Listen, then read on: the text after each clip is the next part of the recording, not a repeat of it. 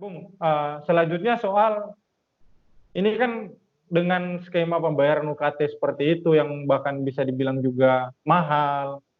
Terus di tengah situasi pandemi kayak sekarang orang-orang pada dirumahkan terus banyak keluarga atau orang tua dari mahasiswa itu sendiri dirumahkan dan banyak juga kehilangan pekerjaan dan penghasilan misalnya yang punya usaha rumahan itu penghasilannya tidak seperti biasa. Nah, muncul kemudian tuntutan dari kawan-kawan Ambiar, ada juga kawan-kawan di Semarang, kawan-kawan di Solo juga ada, kawan-kawan di Jogja. Sempat juga kan beberapa tagar-tagar soal kampus pelit, terus ada tolak bayar uang kuliah tunggal, kembalikan SPP itu kan sempat trending kan di media sosial. Nah, menurut Bung sendiri alasan kenapa sampai kita harus menuntut pengembalian uang kuliah UKT semester kemarin dan menolak untuk membayar UKT semester depan itu apa, Bung, alasannya? Ya, jadi tuntutan ini rasional. Jadi nggak ujuk-ujuk kita bikin tuntutan gitu kan. Jadi nggak berdasarkan analisis yang ilmiah. Karena memang kita kembali ke perhitungan biaya langsung dan biaya tidak langsung tadi. UKT itu kan pada prinsipnya itu untuk membiayai sebagian dari biaya langsung yang kita pakai. Kayak misalnya biaya pembelajaran itu, biaya praktikum itu dari UKT. Nah, di hari ini dari mulai bulan apa kemarin ya? Bulan Maret ya. Bulan Maret pandemi, tanggal 14 kalau nggak salah. Pokoknya aku ingat pandemi ini pertama kali, pokoknya hari ini aku ditangkap di penjara, besoknya karantina wilayah. Aku ditangkap Gitu. tanggal 13, tanggal 14-nya karantina wilayah. Pokoknya Lumayan itu. Oke. Nah, jadi UKT itu perhitungannya sebagian dari biaya langsung, dan biaya langsung yang kita pakai itu sama sekali tidak dipakai selama karantina wilayah. Aku nggak sepakat kalau kita sebut ini karantina wilayah, karena ini tidak berdasarkan undang-undang karantina wilayah. Ini berdasarkan apa ya? Undang-undang darurat sipil tahun 59. Sipil. Tuh. Karena militer yang bergerak Militer. masalahnya. Percuma sekolah kesehatan, ujungnya solusinya di militeristik kan solusinya. Iya, solusinya ke situ lagi. Nah, memang biaya-biaya itu tidak kita pakai. Biaya pembelajaran, biaya praktikum itu sama sekali kita nggak pakai. Bahkan KKN aja untuk angkatan 2017 ya, KKN itu online. Itu Ada berarti kain kita online. pakai biaya praktikum gitu. Beda dengan kalau KKN langsung kan kita biasanya dikucurkan dana per kelompok misalnya berapa gitu kan. Nah, sekarang KKN online gitu kan, yang artinya kita nggak pakai biaya praktikum gitu. Nah, artinya daripada kita bayar UKT, ya pertanyaanku singkat kepada pihak kampus, UKT kita kemana? Kalau kita pakai logika biaya pembelajaran praktikum kita nggak pakai, berarti UKT kita kemana? Ya? Itu pertanyaan pertama. Nah, pertanyaan kedua adalah, oke, kalau misalkan ada biaya langsung sumber daya manusia untuk menggaji dosen honorer sama karyawan honorer. Cleaning service. Cleaning service. Tapi kalau kita mengacu kepada rencana kegiatan anggaran tahunannya kampus, nah ini per kampus sama RKT-nya. BLSDM itu bukan dibiayai dari UKT, tapi dibiayai dari dana hasil usaha PTNBH dan dana mitra. Oh, dan iya. Berarti pertanyaan kedua adalah, kalau nggak masuk UKT ke BLSDM, berarti UKT kita kemana lagi? Ya kan? Oke, kampus pakai rasionalisasi ada biaya tidak langsung, BTL. Tapi biaya tidak langsung itu pure dibiayai oleh APBN. Kan? Biaya perawatan gedung dan sebagainya itu pure dari APBN. Nah, berarti UKT kita masih kemana? Kalau BTL itu dari APBN. Nah, beberapa argumen dari pihak rektorat, dari beberapa kampus ya, itu menyebutkan bahwa kampus itu sedang defisit. Nah, ini menarik pernyataannya. Ya, ini kita pakai logika korporasi akademik aja, karena kampus itu udah statusnya korporasi akademik sekarang tuh, baik yang negeri maupun yang swasta gitu. Nah, pertanyaan singkatnya begitu. Jadi kampus sedang defisit katanya. Nah, kalau kampus sedang defisit, kemana uang di tahun-tahun lalu? Kalau argumen dari Rektorat Unpad itu menyebutkan bahwa tahun lalu itu ada korupsi, gitu kan, ada kasus korupsi. Oke, untuk menutupi biaya korupsi, kenapa harus dari UKT? Iya. Mau pakai argumen apa lagi kampus gitu kan? Nah itu kan perhitungannya seperti itu gitu. Sudah. Ada yang bilang pakai COVID, Bung, pendanaan COVID, bantu-bantu. Nah, dana COVID itu sudah diturunkan oleh pemerintah sebesar 100 triliun lebih, kalau nggak salah berapa ya? 405 triliun. Berarti Itu pada saya ditolak juga, nggak masuk akal. nggak masuk akal.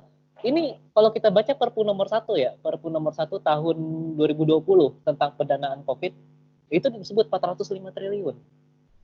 Nah, berarti kan cukup sebenarnya itu untuk membiayai sekedar hanya rapid test gitu, yang Ya. tes tembak itu doang gitu kan.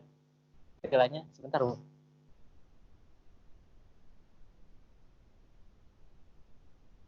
Oke. Nah, itu cukup gitu untuk pembiayaan rapid test. Apalagi ada dana dari APBD juga. Kita masih ingat gitu kan. Ah, APBD, pemerintah itu menggunakan dana juga. Halo, ah, kan? betul. Nah, begitu. Gitu. Uh, jadi kalau misalkan untuk dibiayai untuk menanggulangi COVID, kayaknya nggak mungkin gitu kan. Sedangkan pemerintah sudah menurunkan dana sebesar itu gitu loh, nggak sedikit itu. Dan apalagi kita minjem dari IMF, kita harus ingat itu. Buat menanggulangi COVID ini kita minjem loh dari IMF 800 Iya. ribu. Nah, itu berarti dana sudah besar. Apalagi lewat apa namanya, salah satu aturan juga, aku lupa nomor berapa, itu disebutkan anggaran kelembagaan kita dipotong gitu kan.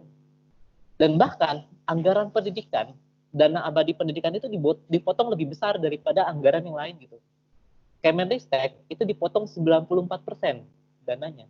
Bandingkan dengan dana Kementerian Pertahanan yang cuma dipotong Ah, 6%. iya. Dana Polri yang dipotong cuma 4%. Dana MPR yang dipotong 4%. Kan? Dan dana percepatan pembangunan ibu kota yang nggak dipotong sama sekali gitu. Iya. Padahal di tengah Udah situasi banyak. darurat seperti ini ya. Iya. Untuk menanggulangi COVID udah sebanyak itu gitu loh. Walaupun pemerintahan kita masih bobrok lah untuk apa ya, untuk menanggulangi COVID gitu. Karena kan apa, dia lebih memfokuskan ke stabilitas sistem ekonomi daripada ke penanggulangan kesehatannya pemerintahan kita tuh. Oh, patut diapresiasi lah. Nah, jadi berkaca dari sana, seharusnya kampus itu cukup untuk mengembalikan UKT dengan nilai maksimum. Bukan hanya sekedar biaya kuota loh. Bukan hanya sekedar biaya kuota, tapi UKT dengan nilai maksimum. Itu baru di kajian anggaran berbasis kinerja. Kita lihat dengan kajian ekonomi politik, di mana pada hari ini banyak buruh yang di PHK besar-besaran gitu ya, PHK besar-besaran terjadi dengan dalih dirumahkan gitu, dirumahkan selama 2 bulan, 3 bulan, akhirnya PHK dan pemutusan kontrak. Kan? Nah ini di Bandung sendiri, kawan-kawan itu sudah menyurvei ya, sebagian besar dari yang kuliah di Bandung itu kan orang tuanya buruh, dan mereka sebagian besar pabriknya ditutup dan mereka tidak mendapatkan THR. Ada pun yang mendapatkan THR, THR-nya dicicil. Ada yang dibayar Desember, Bung, THR-nya. THR kok dibayar cicil aja. Nah, itu kan artinya orang tuanya kesusahan gitu loh.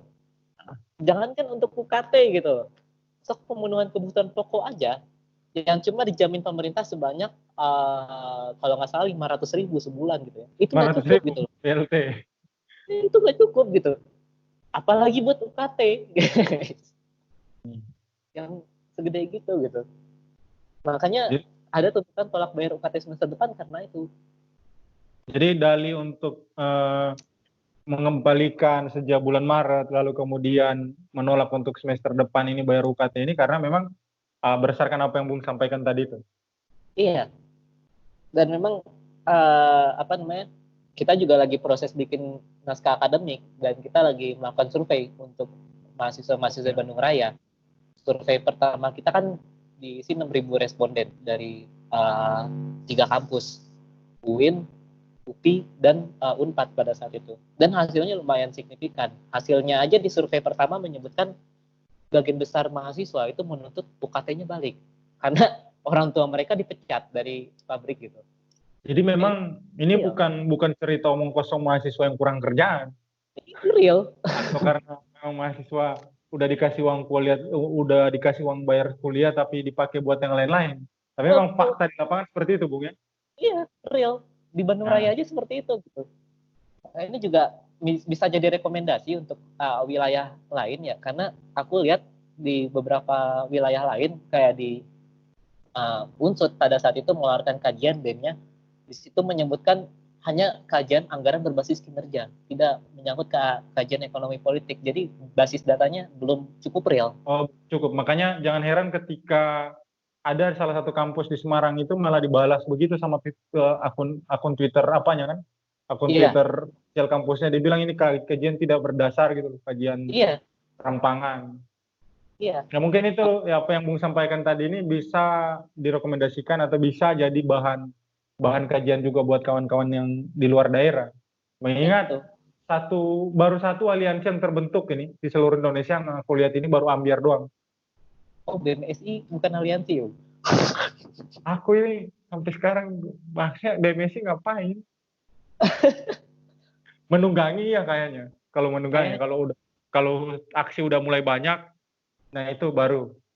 Karena aku sampai sekarang, aku ya soal karena kamu udah sebut BMSI, sampai sekarang aku itu punya cerita sampai sekarang yang tidak dapat dimaafkan dengan BMSI. Jadi waktu tahun 2017 Ya. Hari Tani di Solo itu kita konsolidasi dan kebetulan waktu itu koordinator BMSI-nya masih dari UNS, Wildan Ya. kalau tidak salah. Iya, Wildan. Tahun 2017. Itu kan kita udah konsolidasi. Dan ini berdasarkan kondisi objektif di Solo gitu loh, permasalahan yang kita angkat. Ya. Nah, salah satunya kita juga selain kondisi yang di Solo, kita juga melihat kondisi objektif situasi nasional. Jadi mulai dari pelibatan tentara ke desa, lalu kemudian ke sektor sipil itu kita suarakan di tuntutan. Poin ke-7 waktu itu tuntutan. Aku ingat banget. Giliran dirilis, kan besoknya aksi. Malam ini rilis disebar ke anggota-anggota front aliansi waktu itu. Anggota front yang ada di Solo, itu dihapus tuntutan itu. Tolak melibatkan militer dari ranah sipil itu. Dihapus oleh kawan-kawan BMSI. Aku langsung ngajak berantem dia di situ. Sekarang kalau kalian tidak revisi rilis ini, aku grebek sekre kalian. BEM Fakultas Pertanian UNS waktu itu.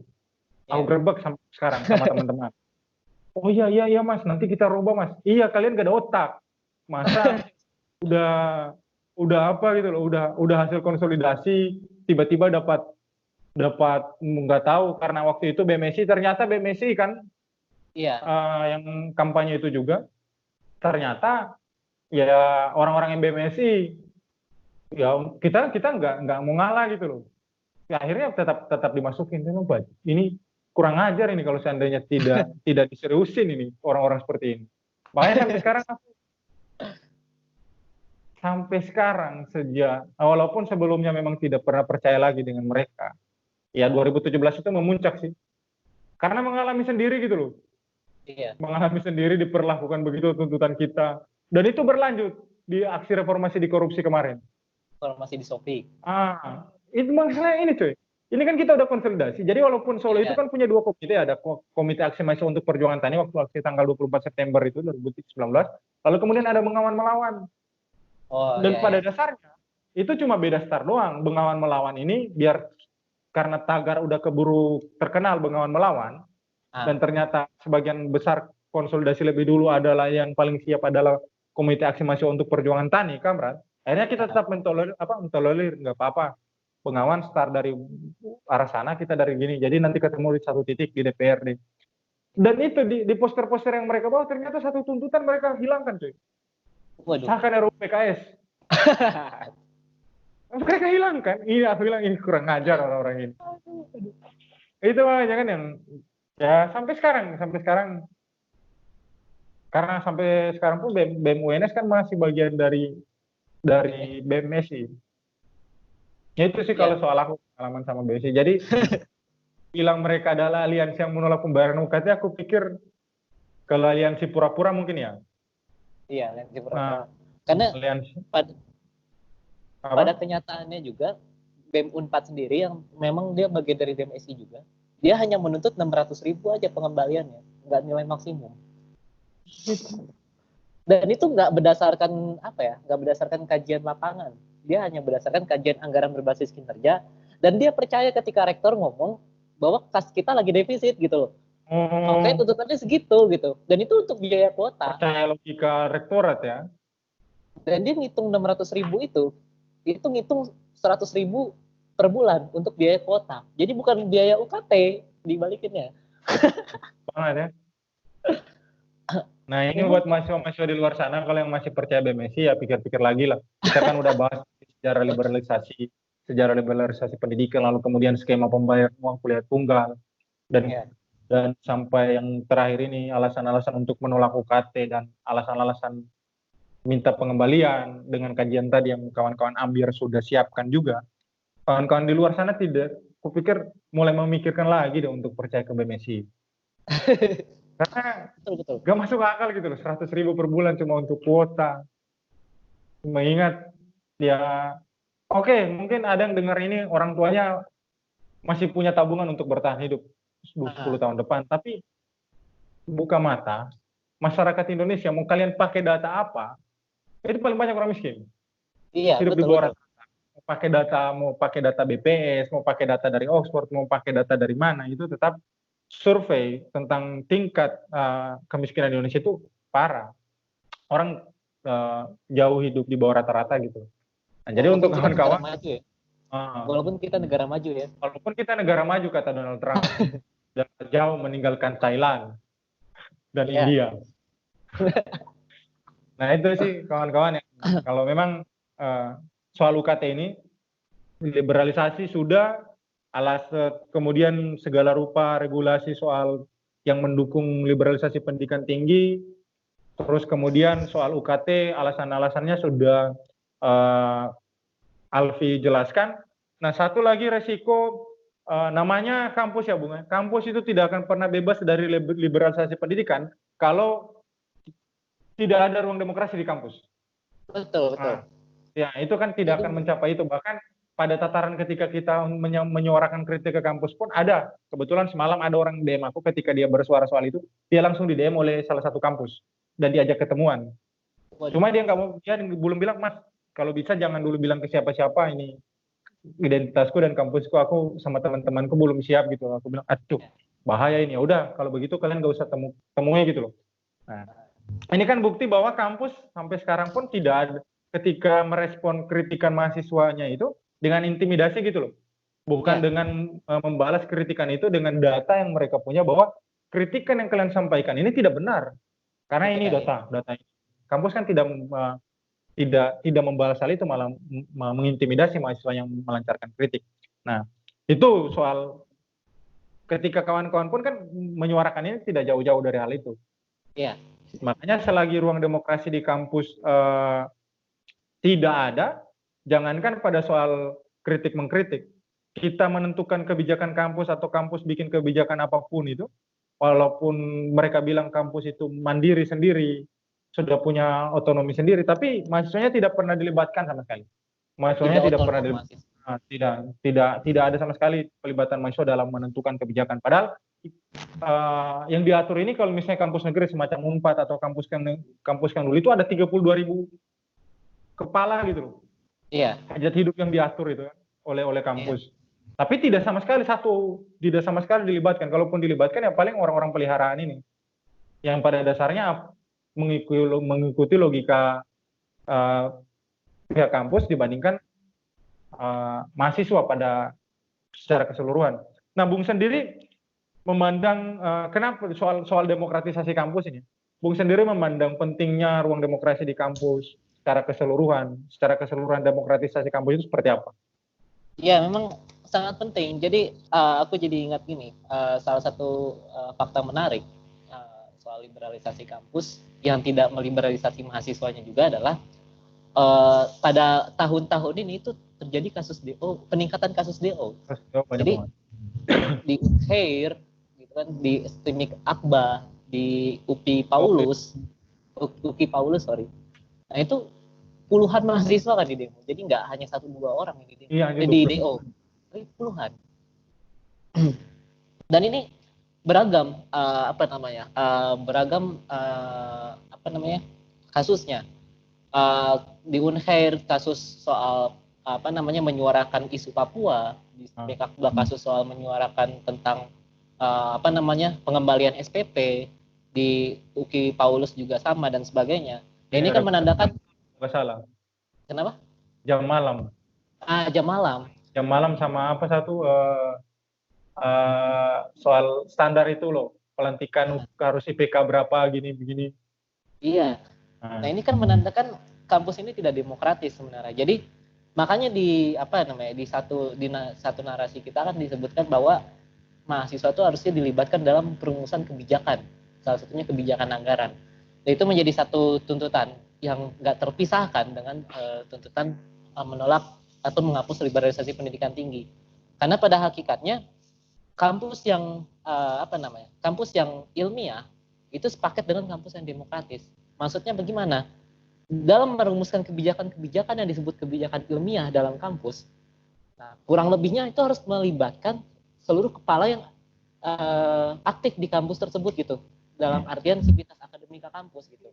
Misalnya begini, kita merumuskan kebijakan anggaran, gitu kan? Nah, kan yang membayar kita ya, yang tahu kondisi ekonominya itu adalah kita. Nah, seharusnya kita dilibatkan dalam perumusan kebijakan kampus. Dan kita juga menikmati kan anggaran kampus itu. Nah, dari sanalah otomatis kita harusnya dilibatkan dengan kebijakan anggaran itu. Dan selain itu juga ada lagi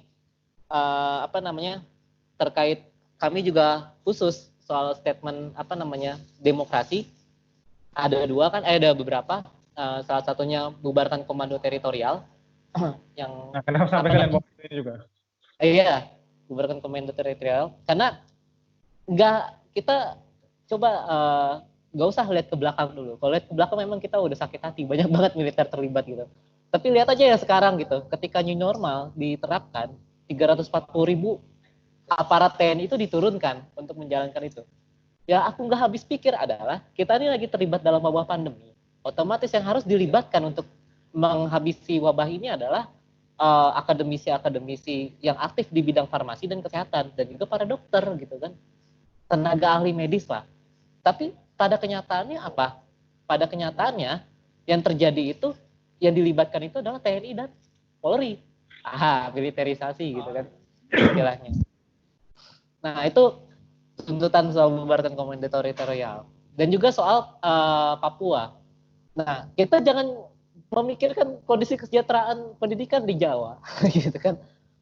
Walaupun kita nggak dapat misalnya UKT kita balik, kita masih cukup sejahtera di Jawa. Tapi dibandingkan dengan Papua gitu kan, yang kita tahu misalnya, jangankan soal isu pendidikan, isu dasar mereka aja soal ekonomi, tentang eksploitasi sumber daya alam yang terjadi di Papua, itu nggak bisa disuarakan oleh mereka gitu, karena mereka tertekan oleh keadaan militer di sana, oleh aparat-aparat militer di sana. Kan makanya juga itu jadi satu tuntutan khusus dan juga punya kesaling hubungan dengan sektor pendidikan. Ya di mana kawan-kawan Unhair gitu kan ketika menyuarakan isu Papua yang terjadi apa gitu kan? Yang terjadi kasus DO gitu kan. Begitupun kawan-kawan di Universitas Cendrawasih misalnya yang memang di Papua langsung. Ya kampus itu kan diamati langsung oleh TNI gitu. Diawasi langsung oleh TNI. Karena kan dianggap sebagai sarang katanya, sarang gerakan separatis gitu. Ini kan nggak masuk akal gitu loh. Mereka pengen menyuarakan tuntutan soal adanya eksploitasi sumber daya alam di Papua gitu kan. Tapi yang terjadi apa? Kolonialisme gitu kan, militerisasi dan sebagainya. Gimana caranya mereka mau sekolah atau kuliah gitu? Kalau misalkan buat makan aja mereka susah. Jadi ya aku kebetulan kemarin itu baru ngobrol sama anak timur ya, anak Tidore kebetulan. Jadi selalu bilang kita itu sengaja dibodohkan, sengaja dibiarkan bodoh agar ya kekayaan alam kita, sumber daya alam kita dirampas gitu.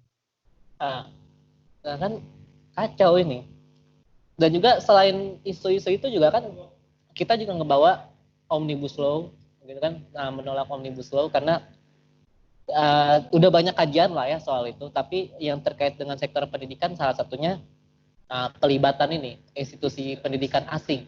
Jadi jangan heran nanti Bung nanti bakal ketemu Oxford cabang Bandung gitu kan, dan juga Cambridge cabang Solo gitu, Harvard cabang Jakarta gitu. Karena kebijakan omnibus law ini gitu.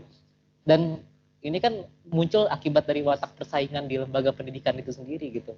Prestis gitu kan. Nanti di kitanya bakal ada perlombaan untuk menuju world class universities kelas dunia gitu. Kita belum selesai masalah kebudayaan yang sudah dihancurkan oleh Orde Baru sebagaimana investigasi Wijaya Herlambang, dicecari lagi dengan yang ini kan. Belum selesai, memori kolektif kita belum dikembalikan, atau apa-apa yang diputar-balikan oleh Soeharto belum selesai disapu bersih, ditambah dengan ini ya lengkap, otomatis orang bakalan menerima. Yang kayak tadi, ada uang, ada kualitas. Iya, betul. Apalagi dengan misalnya nama besar Oxford, Cambridge. Habis lah kita semua. Habis. Ya. Dan kita juga menuntut juga mensahkan RUU PKS, penghapusan kekerasan seksual. Karena satu hal, dari tahun ke tahun kasus kekerasan seksual itu di kampus itu semakin tinggi, gitu kan, semakin tinggi dan juga semakin tidak kelihatan gitu. Kita nggak bisa mengutip hanya dari media massa saja gitu, dari media pers gitu, yang menyebutkan kasus-kasus kekerasan seksual yang terkenal gitu. Pada kenyataannya, kalau kita survei lapangan, di Unpad sendiri itu banyak kasus kekerasan seksual. Dosen mencabuli mahasiswanya itu banyak di sana. Demi kepentingan lulus skripsi lah, demi kepentingan nilai bagus dan sebagainya gitu. Ini kan tekanan psikologis bagi si mahasiswa-mahasiswanya ini gitu. Kamu mau dapat nilai, oke, kamu ikut bapak gitu kan ke hotel atau gimana. Ini terjadi gitu. Terjadi ini. Di kampus-kampus itu terjadi. Gak heran di waktu aku semester 1, aku pernah jalan-jalan malam di kampus. Aku pernah nemuin mobil goyang di kampus itu. Rupanya aku intip lebih dekat itu bapak-bapak dengan dengan anak mahasiswa gitu lah. Aku menduganya itu kayaknya dosen. Kuasa ini mereka gunakan untuk memanfaatkan atau memuluskan kebutuhan selangkangannya mereka. Iya, betul. Sedangkan perlindungan terhadap kekerasan seksual, pelecehan seksual belum ada. Iya, makanya kita menuntut untuk mensahkan RUU penghapusan kekerasan seksual begitu. Karena dia punya kesaling hubungan dengan sektor pendidikan gitu, yang nggak bisa dilepaskan gitu kan. Dan juga terakhir kita menolak Undang-Undang Minerba. Jadi cabut itu Undang-Undang Minerba gitu kan. Udah belum cukup kita adanya fleksibilitas tenaga kerja, upah kerja dan jam kerja. Muncul pula undang-undang yang melegitimasi eksploitasi sumber daya alam untuk kepentingan tambang gitu. Yang sekarang kan anggaplah disusahkan oleh kemunculan AMDAL dan sebagainya gitu. Ketika Undang-Undang Minerba ini muncul kan kemudahan bagi investor modal asing gitu untuk mengeksploitasi sumber daya alam di sektor tambang gitu. Nah, ini kan jadi masalah juga bagi kaum tani di pedesaan dan sebagainya gitu yang dirampas tanahnya untuk kepentingan itu. Gitu. Oke, jadi sampai sekarang agenda-agenda kawan-kawan Ambiar itu masih melengkapi kajian-kajian ya? Iya, kita mau ke survei kedua. Survei pertama itu kan baru kepada opini publik tentang UKT dan kondisi wabah. Nah, survei kedua itu nanti kita mencantumkan pertanyaan-pertanyaan soal penolakan terhadap UKT yang dibayar semester depan, atau bahkan soal sistem UKT itu sendiri gitu. Nanti ada pertanyaan-pertanyaan soal itu. Oh, terus kalau soal yang isu-isu tuntutan yang lain tetap pakai kajian atau bikin sendiri lagi? Misalnya soal demokratisasi kampus bikin sendiri lagi? Ada survei nanti, itu khusus. Gitu. Oh, yang soal demokratisasi kampus ini? Iya. Karena fatal banget gitu ketika kita yang sehari-hari sampai 4 tahun lah minimal ya, 4 tahun minimal misalnya S1 tidak dilibatkan dalam perjalanan atau roda perputaran di kampus itu kan aneh ya. Akhirnya keputusan-keputusannya karena dengan privatisasi ini bukan mengikuti kebutuhan mahasiswa tapi Ya logika kapitalisme meraup laba sebanyak-banyaknya gitu dengan dalih-dalih moralis dari kampus lah. Kalau aku Iya bilang betul. banyak dalih-dalih dari kampus dan itu berhasil gitu loh. Cara kampus mau melakukan itu banyak, masih ada mas yang bilang gitu. Kita juga harus perhatikan dong, kampus ini udah bikin tim medis untuk menanggulangi ini menanggulangi COVID. Kan berhasil. Ya emang itu keterbelakangan pengetahuan gitu ya. Jadi memang mahasiswa ini bukan salah mahasiswa. Jadi memang pengetahuan mahasiswa itu kan dikondisikan oleh pembelajaran di kelas gitu kan. Jadi yang berkembang dalam Jadi masyarakat kan jadi penguasa. iya, jadi seperti jadi seperti itu. Gitu. Ah, Sekali jadi seperti memang itu. ya mau tidak mau kalau tadi juga kan kita diskusi sama sebelumnya kalau mau tidak mau ya harus kita hancurkan kebudayaan palsu gitu. Betul. Bangun budaya kerakyatan. Betul itu sudah apa ya? Sudah satu kepastian bagi kita-kita semua gitu kan. Karena Kalau dari ingin sekian yang kita bahas gitu kan, dari baik dari sejarah liberalisasi lah kemudian sampai pada demokratisasi kampus ini. Ketika dulu aku waktu baca karyanya Wijaya Herlambang itu bilang, anjir sampai pada tataran begini ya Orba berhasil. iya. Sampai pada tataran di lingkungan keluarga itu Orba berhasil. Dia berhasil Dan Jokowi itu mengkondisikan. Apa? Dan Jokowi mau kenapa? menerapkan hal yang sama. Mau menerapkan hal Hmm. yang sama Jokowi. Dia belajar dari Orde Baru gitu kan, bagaimana caranya untuk menertibkan masyarakat gitu kan. Nah, dengan Ya. melalui pertama-tama kemunculan dia kan melalui belusukan itu gitu. Ini kan gak jauh beda dengan Soeharto kemunculan pertamanya sebagai penyelamat bangsa gitu. Gak jauh berbeda. Dan memang Jokowi menerapkan pola yang sama gitu dengan Orde Baru. Metode belusukan, merayat, di akhir tang. Langsung militer main. Nah, itu kan Gitu makanya. Kan? Nah, untuk ini terakhir Bung, untuk kawan-kawan Ambiar sendiri, sejauh ini ada nggak kalian bangun komunikasi dengan daerah lain untuk mendorong daerah lain ada gerakan serupa dengan Aliansi Mahasiswa Bandung Raya ini? Iya, kita juga membangun di beberapa daerah. Jadi jadi Ambiar ini kan ada beberapa tim. Salah satunya tim Persatuan dan Perluasan Gerak. Nah ini dia mempropagandakan juga isu-isu penolakan UKT ini ke beberapa wilayah, Jakarta, salah satunya Jogja, Palu, gitu kan, melalui kanal-kanal organisasi yang tergabung gitu, melalui FMN dan Pembebasan, salah satu yang paling utama gitu. Kemarin Dan aku juga berkontak sama FMN UNS. Oh ya, itu salah satunya. Dan juga kawan-kawan PMI juga membangun kontak dengan SEMA dan 5 PTKIN. Jadi aliansinya gitu. Dan mereka juga pada akhirnya mengikuti program-program kita gitu, dan mereka nunggu sebenarnya tagar dari kita gitu. Dan juga gerakan dari kita seperti apa. Makanya nanti eskalasi lebih lanjut, Ambiar itu sebenarnya punya keinginan untuk ke skala nasional gitu. Iya, karena pengalaman kemarin kan tidak terkondisikan secara nasional, akhirnya biar kita belajar dari pengalaman KPTN gitu, pengalaman Komite Pendidikan Tinggi Nasional yang kemarin berkongres di Jogja. Salah satu kelemahannya itu kan tidak terbangun gerakan masanya, jadi hanya tataran elit aja yang terbangun. Makanya kita mulai dari Bandung Raya dulu, mulai dari kampus masing-masing. Yang kita harapkan itu sebenarnya satu sih untuk masalah gerakan media sosial, tagar-tagar kampus itu subordinat dengan tagar nasional. Jadi kelemahan gerakan kita itu adalah ketika gerakan kita di media sosial ya, ketika kita tuh membawa nama kampus misalnya Unsur Jutek atau UPI Kulit atau dan sebagainya, gitu kan. Ini kan tagar yang tidak punya dia punya kesaling hubungan tapi nggak punya generalisasi yang pas gitu. Makanya kita bawa tagar yang punya generalisasi yang pas. Salah satunya itu kan tolak bayar UKT semester depan dan tuntut kompensasi UKT. Dan itu kan bisa mencakup semuanya. Biar isunya secara nasional gitu kan. Secara nasional. Iya sih memang kalau tidak seperti itu ya kembali lagi ke aksi reformasi di korupsi kemarin. Yang ada malah melahirkan oportunis baru. Kemenangan belum dicapai, oportunis baru sudah lahir. Nanti muncul lagi reformasi di aku-laku kan. Kelapak. Bukalapak. Aduh. Oke, Bung, mungkin cuma itu Bung, kita ngobrol-ngobrol ini. Nanti Siap.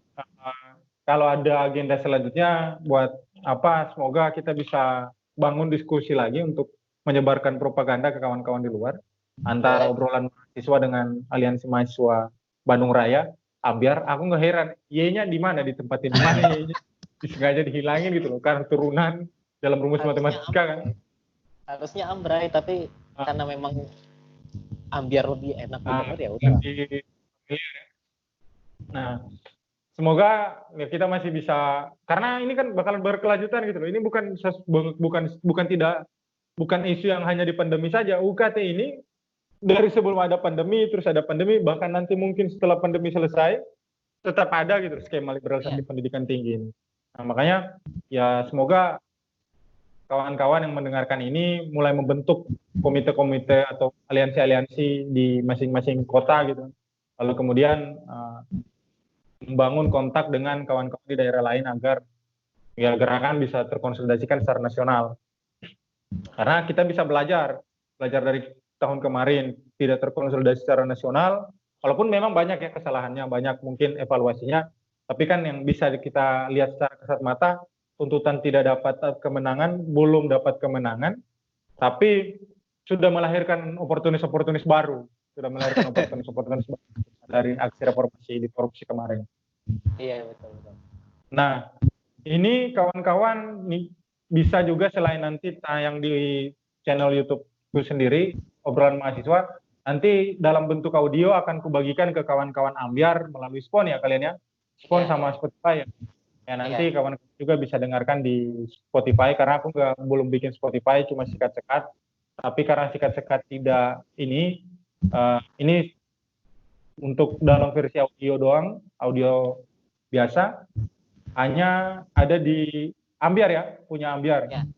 Di Sponnya ID-nya apa? 4BY4. ID-nya tuh 4MBY4R. Nah, kalau di Spotify? Kalau Spotify kita baru mau bikin. Oh, baru mau bikin. Semoga ini jadi launching pertama ya, launching pertama di Spotify. Lumayan, durasinya ini hampir 2 jam ini kita. Jadi kawan-kawan di luar sana, siap-siap, terserah kalau pengen ada teman ngobrol, teman kajian yang bisa lihat yang di YouTube. Kalau pengen didengerin sambil apa, santai, bisa ke Sponnya Ambiar. Dan mungkin nanti kawan-kawan Ambiar juga akan segera bikin Spotify. So, Bung, mungkin ada closing statement sebelum kita akhiri? Ada sih sedikit. Jadi memang tuntutan itu tidak terlepas tidak hanya soal UKT, memang benar. Karena itu makanya prinsip kita seharusnya dinaikkan kesadarannya sampai kepada menghapus liberalisasi pendidikan. Karena dilihat dari sejarahnya tadi memang seperti itu, sangat menyengsarakan itu bagi orang-orang yang pengen berkebudayaan maju gitu kan. Jadi bagi kawan-kawan yang di kota-kota lain gitu, alangkah lebih bagusnya kalau kalau prinsipnya dinaikkan sampai ke sana gitu, agar kita tidak hanya bisa menolak UKT saja gitu, tapi kita bisa menghapus liberalisasi pendidikan tinggi dan pendidikan secara umum gitu. Oke, itu saja ya. Oke, kawan-kawan, itu tadi diskusi kita tentang UKT bikin mahasiswa ambiar. Terima kasih Bung Alfi sudah mau diajak kerja sama bareng dengan obrolan mahasiswa. Semoga kawan-kawan di sana tetap sehat biar tuntutannya menang. Jangan jangan mati dulu, jangan dulu sakit karena masih banyak tugas-tugas yang menanti kawan-kawan. Sampai jumpa Bung ya. Untuk kawan-kawan yang ada di luar juga yang dengerin ini, semoga ada manfaat yang kalian dapatkan di sini, dan jika sepakat dengan apa yang kita bicarakan, entah itu dari YouTube, Spotify, Spon, silakan sebarluaskan agar semakin banyak orang yang, ini loh, kita ada kajiannya. Kawan-kawan Ambiar, kawan-kawan di luar daerah bisa bikin kajiannya juga. Jadi tidak seperti tuduhan kampus, kita ngawur doang karena malas bayar doang. Nah, itu sih kalau dari aku. Terima kasih Bung Alfi sudah menemani 2 jam lebih, dan terima kasih juga untuk kawan-kawan yang sudah mendengarkan ini. Sampai jumpa di episode selanjutnya dari obrolan mahasiswa dan uh, spoonnya Ambiar ya. Ambiar Ambiar Talk Show ya. Ambiar Talk Show ya. Betul. Sampai jumpa di obrolan mahasiswa dan Ambiar Talk Show selanjutnya. Oke, terima kasih Bung. Ya, terima kasih Bung Is. Oke.